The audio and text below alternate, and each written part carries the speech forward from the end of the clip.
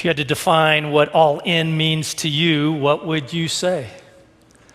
Jenny Glass, our communications director, asked me that question on Tuesday of this week, and I said something about being fully present and responsive to God and to other people, and by extension, the world for whom Christ died. Not overscheduled, not overwhelmed, not distracted on the one hand, or underinvested and isolated and a sideline person on the other side.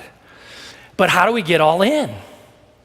Paul in 1 Corinthians 13 and then Jesus in Luke 2 gives us some examples to begin pondering about our fall series. First, 1 Corinthians chapter 13. We hear this a lot at weddings. We usually read verse 1 through 7 and then verse 13, but let me read verse 8 through 12. Love never ends, Paul says, but as for prophecies, they will come to an end. As for tongues, they will cease. As for knowledge, it will come to an end. For we know only in part, and we prophesy only in part. But when the complete comes, the partial will come to an end. When I was a child, I spoke like a child. I thought like a child. I reasoned like a child. When I became an adult, I put an end to childish ways. Doesn't Paul make growth sound easy? Once a child, then an adult, once into making disgusting noises with my armpits, and then all of a sudden, done with all that juvenile stuff. For now we see in a mirror, dimly, but then we will see face to face. Now I know only in part, then I will know fully, even as I have been fully known. Then this passage from Luke 2, where we get the only example of growth in Jesus' life when he was an adolescent. I was just going to read verse 52, but the story is too good. Let's start at verse 41. Now every year, his parents, Jesus' parents, went to Jerusalem for the festival of the Passover. And when he was 12 years old, they went up as usual for the festival. When the festival was ended, and they started to return, the boy Jesus stayed behind in Jerusalem, but his parents did not know it. Assuming that he was in the group of travelers, they went a day's journey. Then they started to look for him among their relatives and friends. When they did not find him, they returned to Jerusalem to search for him. After 3 days, can you imagine it? They found him in the temple, sitting among the teachers, listening to them and asking them questions. And all who heard him were amazed at his understanding and his answers. When his parents saw him, they were astonished. And his mother said to him, "Child, why have you treated us like this? Look, your father and I have been searching for you in great anxiety." He said to them, "Why were you searching for me? Did you not know that I must be in my Father's house?" Or the Greek can be about my Father's business. But they did not understand what he said to them. Then he went down with them and came to Nazareth and was obedient to them. His mother treasured all these things in her heart. And Jesus increased, the Greek is advanced, made headway, progressed, matured in wisdom and in years and in divine and human favor. Here ends our reading for today. God always blesses the reading and the hearing of God's word. Have you ever asked anyone after their summer vacation, "How was your summer vacation?" And here's the kind of response you get from them. "Well, our car broke down just outside of Waco.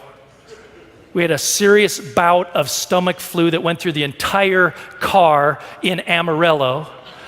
In Colorado, our canoes tipped over and we lost most of our gear. And then in Canada, the bugs were just brutal."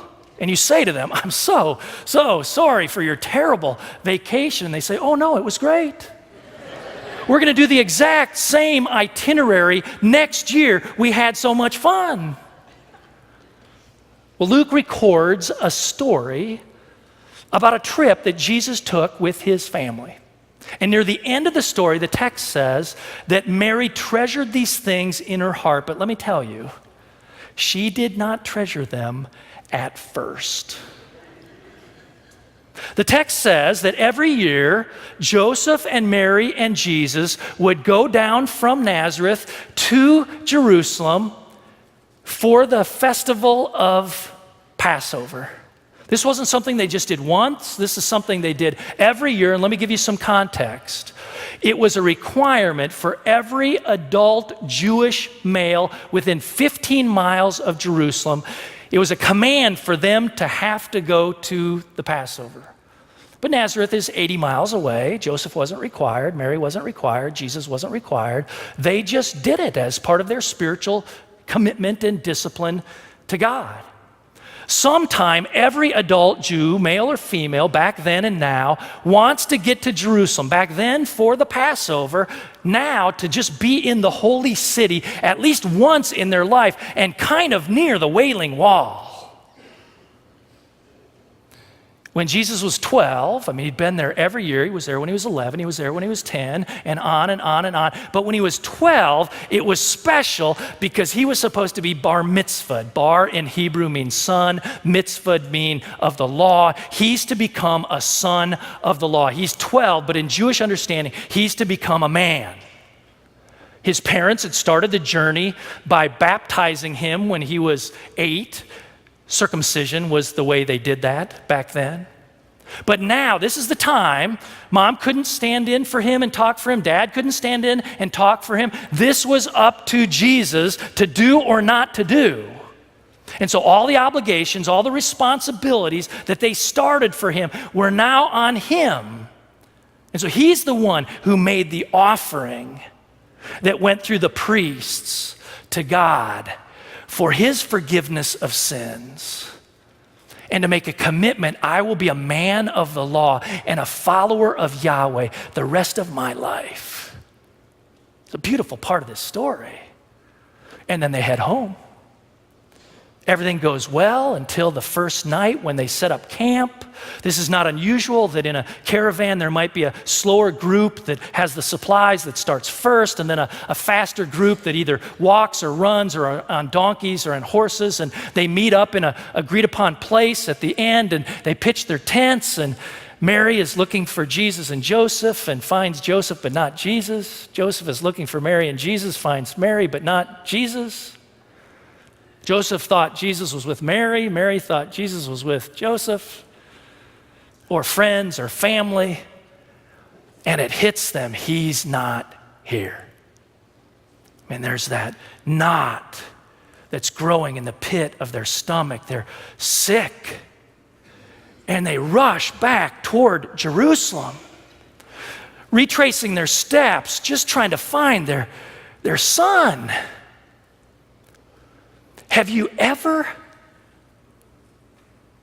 had that feeling before, that something precious is lost and you don't know where to find it? I've been in the mall watching a dad who was trying to corral a bunch of kids, and one got away. And he didn't know where it was. And let me tell you, it gets serious very quickly. This summer on study leave and on vacation, Sherry and I passed through Springfield, Missouri to see family and friends, and then we went just over the border of Missouri to south central Iowa, Rathbun Lake, to meet 3 sets of my mom's side of the family for a reunion. And every time we get together, she reminds me, there was a time when I got lost. I was 4 years old, and it was at my grandfather, her dad's cabin, tiny fishing cabin on the Mississippi River between Minnesota and Wisconsin, just below La Crosse, Wisconsin. In front of the cabin, it was the mighty Mississippi River, still is. About a half mile apart, the current is strong. It's a big river. Behind the fishing cabin is a gravel road that takes you back out of the place, but behind the gravel road is a swampy lagoon filled with water, and I was nowhere to be found. They were worried that I'd drowned, 4 years old. And so they divide up and they're panicked and they're looking every different direction. Someone even gets on a boat to start trolling around the edge. Had I fallen in and died, and they could find me stuck against some of the trees at the edge of the bank. About 3/4 of a mile down the gravel road was a campground, and in the campground was an ice cream station. And I just borrowed 25 cents from one of the dressers and had gone down to get some ice cream. Even back then, it was mint chocolate chip, and if you get 2 scoops, chocolate, and the combination, it doesn't get any better than that even today. I was just minding my business, waiting in line, enjoying the day, when I hear screaming. And I look down the road, and there's someone that's small getting larger, and it's my mother, and she's running, and when she sees that there's someone about my size, she picks up the pace, and I didn't think my mother could run that fast. And when she got close enough, I could see the wild eyes, and I could see the tears in her eyes, and she scooped me up quicker than I thought she could scoop me up, and she pulled me toward her harder than I thought she could pull me toward her, and I was barely breathing. She was crying, and she was saying, "Thank God you're okay, thank God you're okay." And then she swiftly turned me over and spanked me repeatedly. As a 4-year-old, you felt the love, and then you didn't feel the love anymore. Our text says that Mary and Joseph were searching for 3 days. Think about that. 24 hours passes, no sleep. They're frantic. 48 hours passes, they're more frantic. 72 hours pass, and then they find Jesus in the temple, sitting among the teachers, asking questions, giving answers that are astounding people. I know Joseph and Mary had figured out the speech. They had it all planned out in their head, what they were going to say to put this boy back in his place. And then when they see him, all mom can get out is, "Child, why have you treated us like this?" The proverbial parent question. "Where have you been? You could have died. Why didn't you call? You should have texted." Jesus seems to give the proverbial teenage answer. "Why were you searching for me? Chill out, Mom. Everything's fine. There's no problem here." When I used to go out, my mom would say to me, "If you're going to be out later than expected, call." And I'd say to her, I knew I could kind of push it in and turn it just a little bit. "Mom, no news is good news. No news is good news." That did not satisfy her need to know.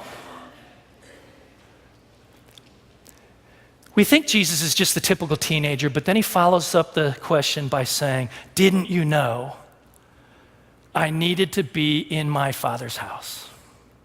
I mean, Dad, Joseph is standing right there. "Didn't you know I needed to be in Yahweh, my heavenly Father's house? Didn't you know I needed to be about my Father's business?"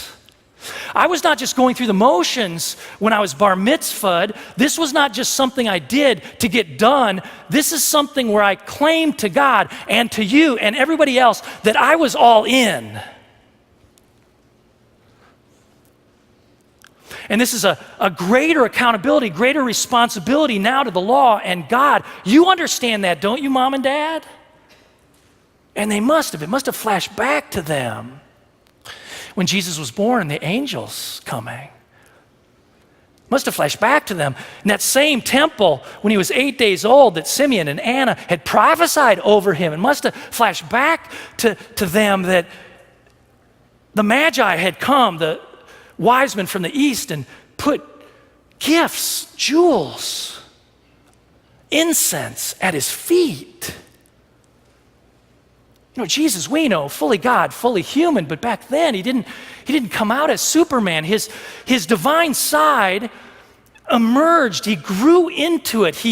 There was an unfolding of his identity. And when he figured out more about who he was and who he was to be, often there's a conflict between God's will and family plans. And he's 12, and so he goes home with his parents. 18 more years when he's 30. When mom says what to do, he won't do it anymore. He's In his vocation time of ministry, his brothers and sisters will tell him what they want him to do, and he'll say, I'm doing my Father's will. But now he goes home, and his mother treasures these things in her heart. And then there's a postscript, I think it's paired together with this treasuring, that it says, and Jesus increased in wisdom. The Greek is book smart and street smart.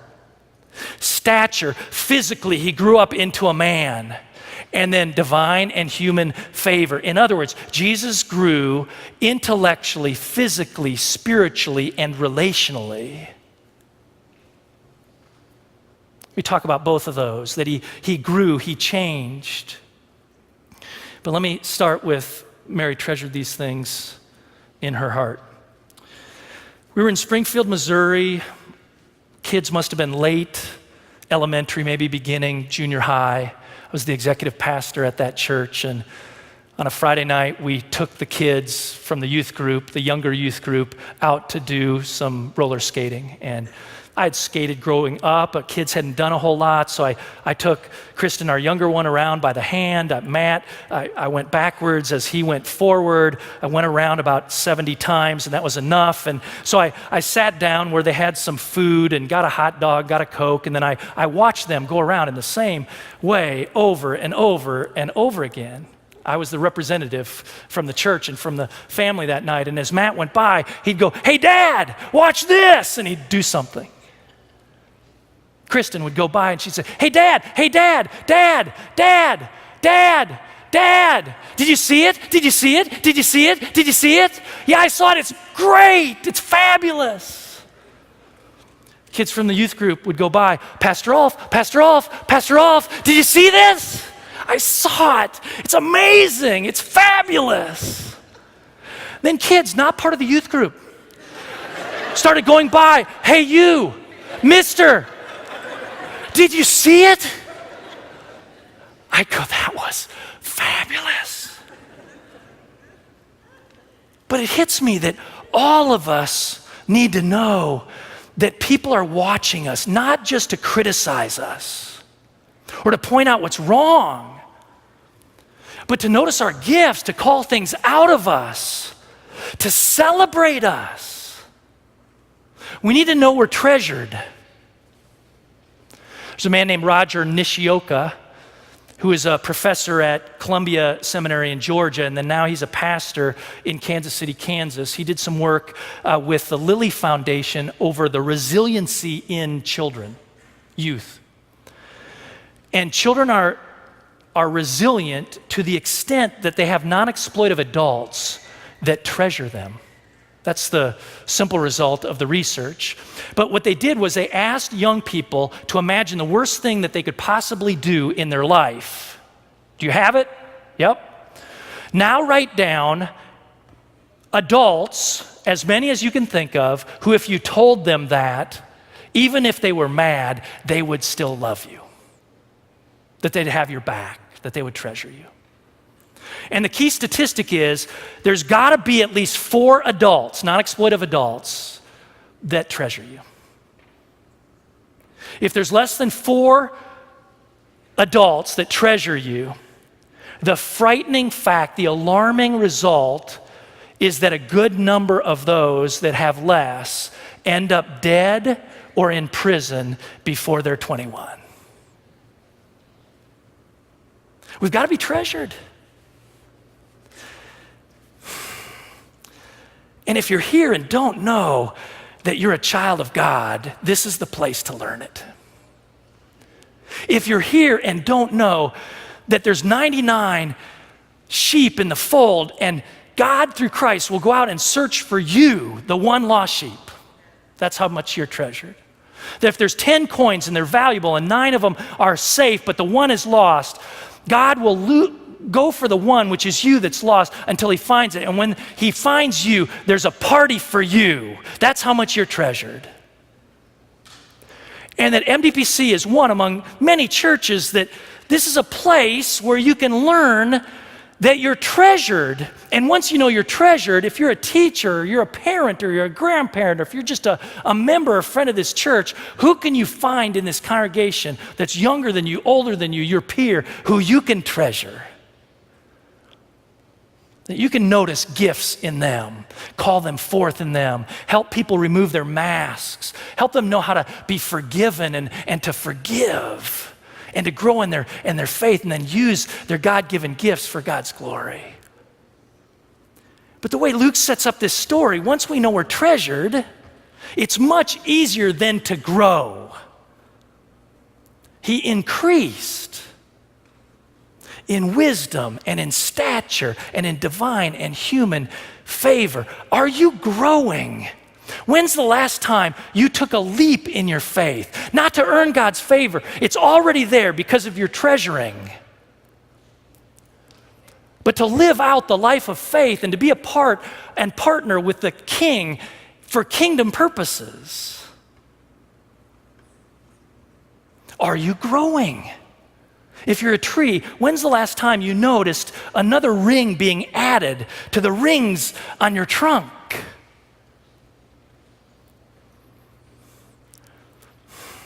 How do we grow? What kind of person do you want to be by Christmas? What kind of person do you want to be by next summer? Think of it this way. You're becoming the person that you're going to become because of the habits or lack of habits that you have in your life right now.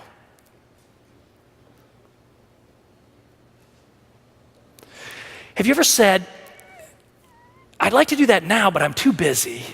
But when this really busy season is over, then I'm going to have the time to add this incredible, important discipline like regular worship. Or being part of one of the Sunday school classes or the small groups that's going to be studying Romans this year. Or maybe you're newer to the faith or haven't quite sorted all out the faith, and Alpha would be the place for you. When I'm done with this tough time, then I'll add it. Boy, in my life, those less stressful, less tough times rarely come. And if they come at all, you're tired and want a break. You just want to rest. The truth is they don't come. And what makes you think that down the road you'll add something that you're not willing to add now? What makes you think that? Habits you have right now are making you into the person that you're going to be in Christmas and in next summer. Are you on a good trajectory? Do you have the right habits in place? Are they going to produce the fruit that you want when you're at your best? If not, this is the time to put those in place in an environment when people treasure you and there's unconditional love. It's much more fun to go down the rapids of the Colorado in a group than just by yourself, unless you're trying to prove something just to yourself once. Much better to study the Bible and pray with others than always by yourself. I think that's why today Snapchat and Instagram and selfies are so prominent. We're trying to do things and then let other people know we're doing them and hope people will like us, acknowledge us.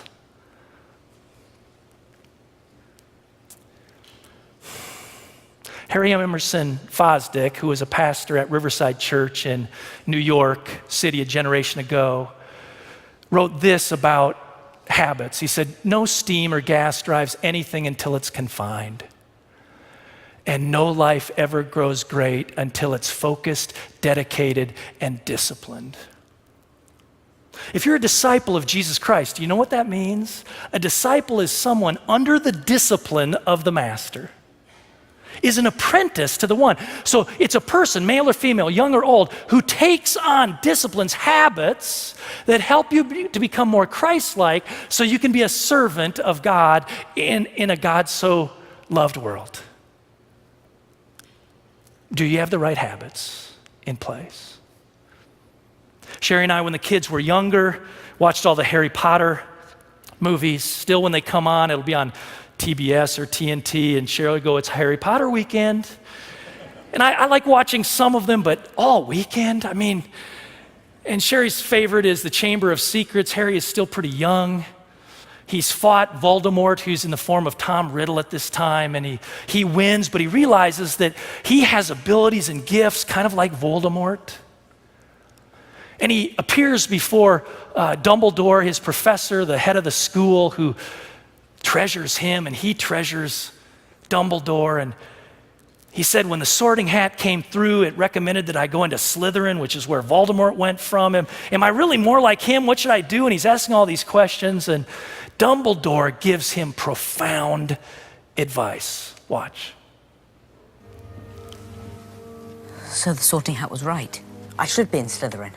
It's true, Harry. You possess many of the qualities that Voldemort himself prizes.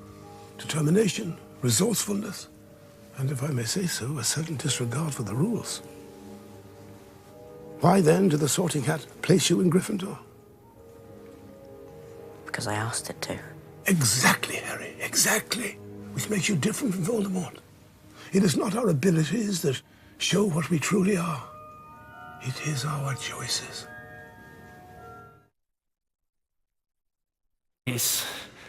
That show who we truly are, but our choices.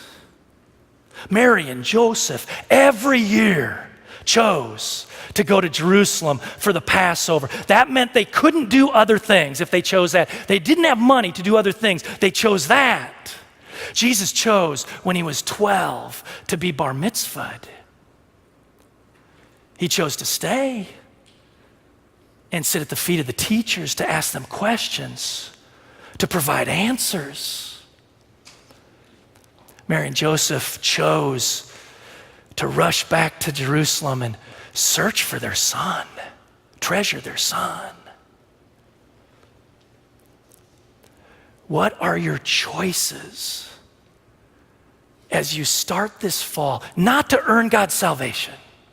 You're loved, you're treasured, but to grow in faithfulness, to be all in. Jesus increased intellectually, physically, spiritually, relationally. How about you? And if not now, I know you're busy. When?